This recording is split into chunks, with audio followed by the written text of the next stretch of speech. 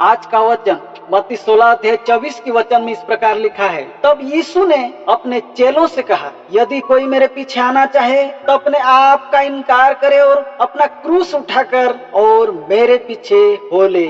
यदि कोई परमेश्वर के करीब रहना चाहता है, प्रभु का शिष्य बनना चाहता है, परमेश्वर से ब्लेसिंग पाना चाहता है, परमेश्वर की इच्छा के अनुसार जीवन जीना चाहता है या परमेश्वर के पीछे चलना चाहता है, तो प्रभु यीशु कहते हैं कि सबसे पहले अपने आप को इनकार करना होगा। अपने आप को इनकार करने का मतलब मनुष्यों के मन में उत्पन्न होने वाली सभी प्रकार की बुराई को छोड़ना पड़ेगा। गलत संगति, गलत इच्छा, अभिलाषाओं और पापों को भी छोड़ना होगा, अन्यथा परमेश्वर के पीछे चलना संभव नहीं है, क्योंकि मनुष्यों के लिए पाप और परमेश्वर को एक साथ सेवा करना संभव नहीं है। इसलिए मत्ती 10:38 के वचन में प्रभु यीशु यह कहते हैं कि और जो अपना क्रूस लेकर मेरे पीछे ना चले वह मेरे योग्य नहीं। यहाँ पर सबसे पहले इसे समझना बेहद जरूरी है कि क्रूस क्या है और किस तरह की क्रूस को उठाकर प्रभु के पीछे चलने के लिए कहा जा रहा है। देखिए, यहाँ पर क्रूस का मतलब सच्चाई और खराई से चलने को समझ सकते हैं। क्रूस को उठाने का मतलब पाप, बुराई और मन की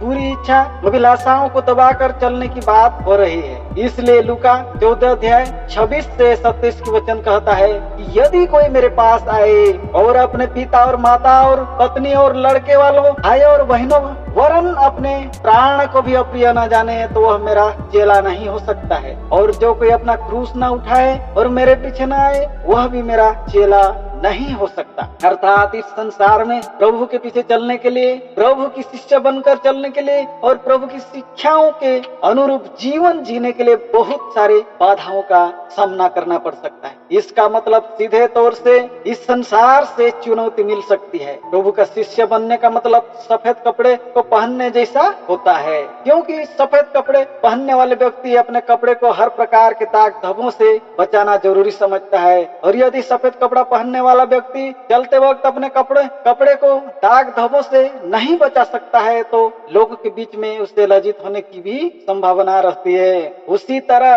प्रभु की शिष्य बनने वाले व्यक्ति को सफेद जीवन जीने की जरूरत है। सफेद जीवन का मतलब सच्चाई, अच्छा, ईमानदारी और पाप रहित जीवन जीने को समझ सकते हैं, क्योंकि प्रभु के पीछे चलने वाले लोगों को सबसे पहले पाप को छोड़ना जरूरी है। दूसरा, प्रभु की शिक्षा और आज्ञाओं को दृढ़ता से पालन करना जरूरी है, क्योंकि 1 कुरिन्थियों 9:27 के वचन में प्रेरित पौलुस ने बहुत ही अच्छा उदाहरण देकर कहते हैं, परंतु मैं अपनी देह को मारता, कूटता और वश में लाता हूँ, ऐसा ना हो कि औरों को प्रचार करके मैं आप ही किसी रीति से निकम्मा ठहरूं।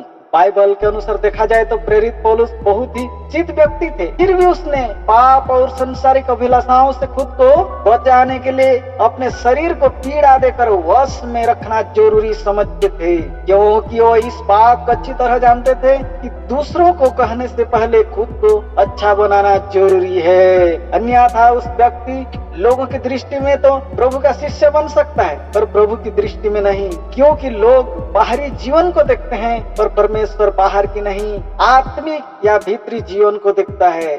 लोगों के सामने तो प्रभु का शिष्य और ईमानदार व्यक्ति बनने का नाटक कोई भी कर सकता है, लोगों को तो कोई भी ठग सकता है, पर परमेश्वर को कोई नहीं ठग सकता है। लोगों को तो कोई भी धोखा दे सकता है, परंतु परमेश्वर को नहीं। इसलिए सिर्फ संसार और लोगों की दृष्टि में प्रभु का शिष्य और फॉलोअर्स न बने, बल्कि पाप को छोड़कर प्रभु यीशु की शिक्षा के मुताबिक सच्चाई और ईमानदारी से जीवन जीते हुए प्रभु का शिष्य बने। मैं उम्मीद करता हूँ कि आज का वचन आपको अच्छी तरह से समझ में आ गया होगा। धन्यवाद।